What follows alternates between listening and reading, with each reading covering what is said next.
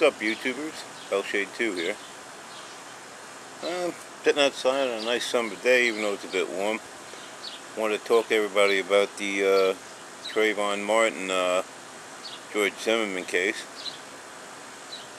And I don't know, guys. It seems to me like there's a lot of iffy things going on there. I mean, people have talking about this to death already. But it seems to me of late that there's a lot of issues involved with George Zimmerman himself. There's a lot of things that he supposedly did, okay, that don't square with him being that he keeps calling himself a neighborhood watch captain, for one.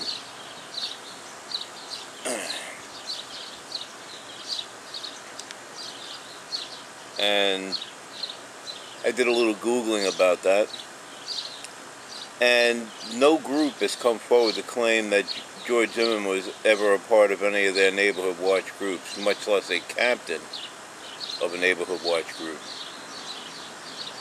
Which to me leads me to believe that he's calling himself a neighborhood watch captain of one, you know, because he decided he's going to be the one to patrol his neighborhood, which doesn't necessarily make it a bad thing. But, okay, also for the fact, we could also conclude that George Zimmerman is something of a lawyer. When you consider that recently over his bail hearing, he was claiming that he had no money, this, that, and the other thing. And it turns out that he did have money that he was hiding, I guess, somehow, or maybe with his wife or whatever, and telling her where to put it and do everything, and that she's been arrested for perjury.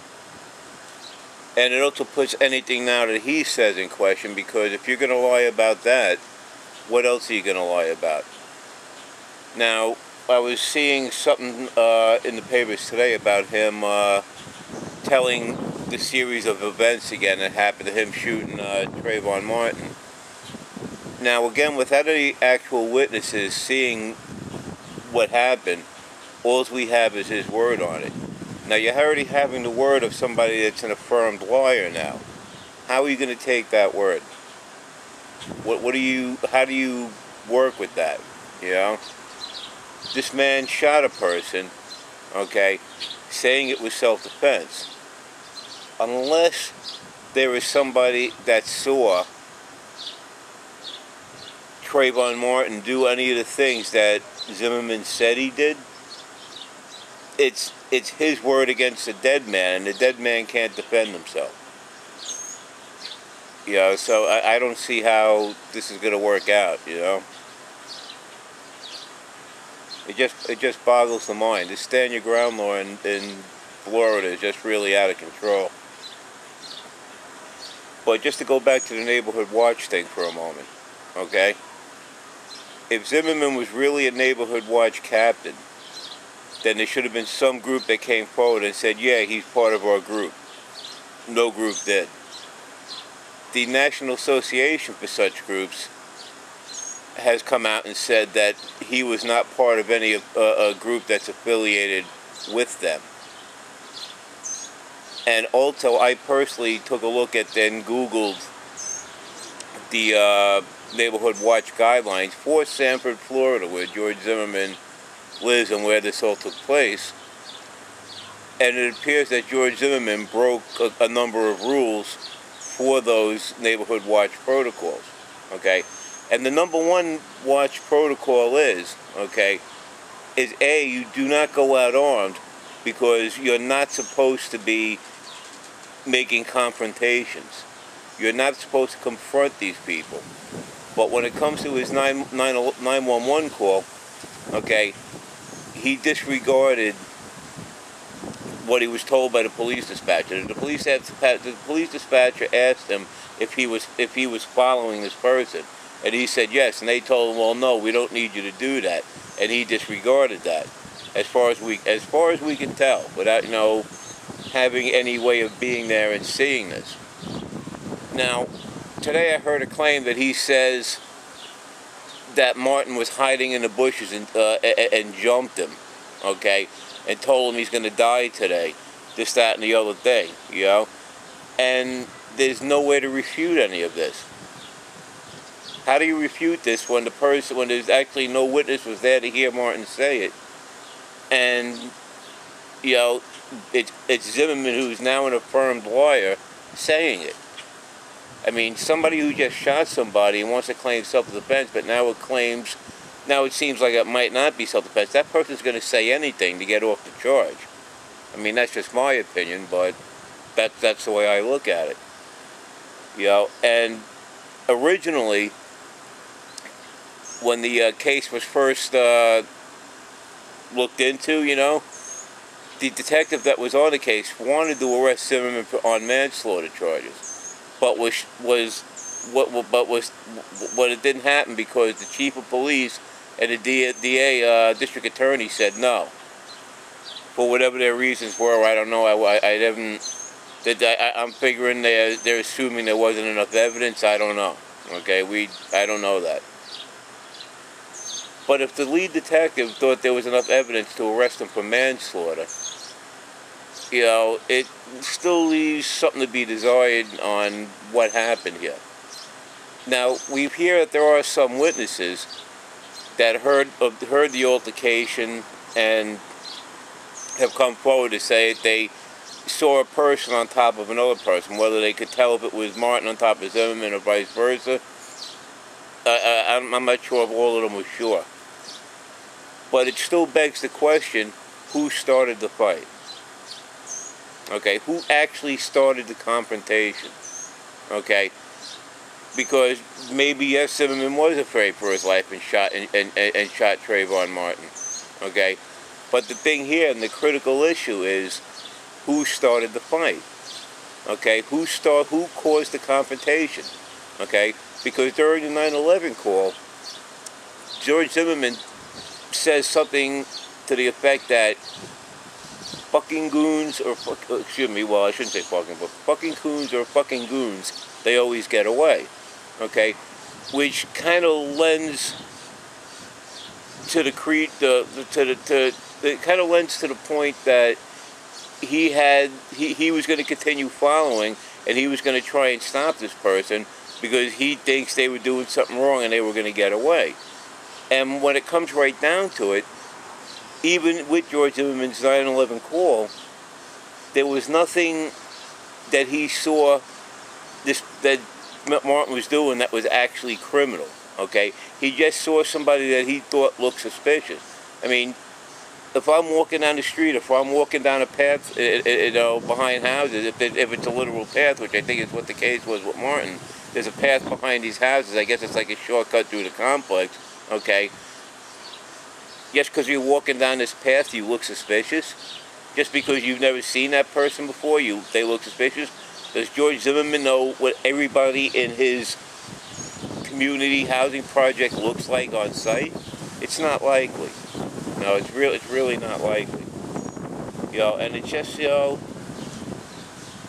bottom line, folks, is who started the confrontation? Okay, did George Zimmerman try and hold Martin and for the police to come? Because the police said they were coming, and the police dispatcher in the 9/11 call said they were going to send somebody over.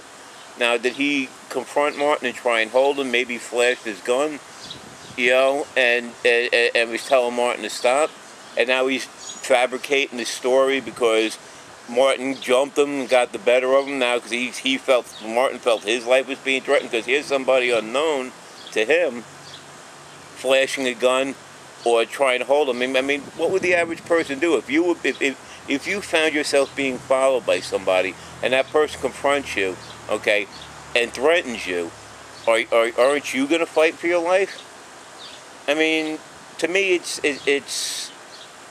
there's just a preponderance of coincidental evidence that doesn't make George Zimmerman look like it was self-defense to me. Okay, we have to let the courts decide this and see what they come up with, you know, and that's the way it should be. There's a lot of public opinion going on out there, you know, and who's saying George Zimmerman's a hero because Martin was a thug, this, that, and the other thing. But there's a lot of things the Sanford police didn't do that they should have done. I mean, to me, okay, during the autopsy, they did a drug toxicology on Trayvon Martin. They found traces of marijuana, okay? And marijuana is not a drug that would make somebody attack other people, you know? It's just not that type of drug. It's not like PCP or something like that. Though I have seen articles where that people have said that he was on DXM, which is dextromethorphan, and enough of that can cause hallucinations and whatnot. But they didn't find any of that in his system the night he was killed. There was none of that in his system. There was only traces of marijuana, which could have been smoked at any time in a 4 to 6 week period. And then, as it goes, they didn't do any type of drug test on Zimmerman to see if he was on something. So you have a person that shoots somebody, claims it was self-defense, but you don't see if he's drunk, you don't see if he's on any type of drugs. You just take his word for it. And how do you do that as a police officer? You know, I don't understand. You know, also with the fact that Zimmerman himself was arrested at one time for battery on a police officer and resisting arrest, which shows that he already has a violent past. Trayvon Martin was never arrested for anything. Though I've been hearing people claim, oh yeah, but well, he had troubles in school, he was suspended, they found a baggie, an empty baggie with marijuana residue in it, okay? And it's like, okay, that's all well and good, but he was never arrested by the police were never called. So he has no police record. So I'm just wondering what people out there think. You know, let me know. You know, make your comments. You know, come talk to me. You know, it's like, tell me what you think. You know, because I tend to think that Zimmerman is lying, and he's the one that actually confronted Martin. And if he's the one that confronted Martin, and there's anybody that can witness to that, then he can't claim self-defense, even if his life was being threatened. Because if you're the person that causes the altercation and you shoot somebody, that's still murder. Okay, I mean, whether you feel your life is being threatened or not, because if you're the one that starts the altercation wouldn't have started if you're not the one that started. You wouldn't have been in that position.